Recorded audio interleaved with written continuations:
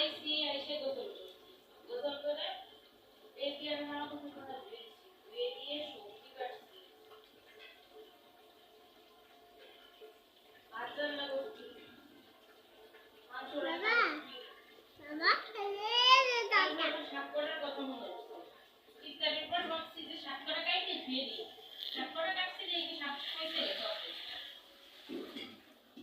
বাবা মজা এখন আর পানি মারছে অনেক মজা দেখছি তো তুমি গেছে সে তো কেমনে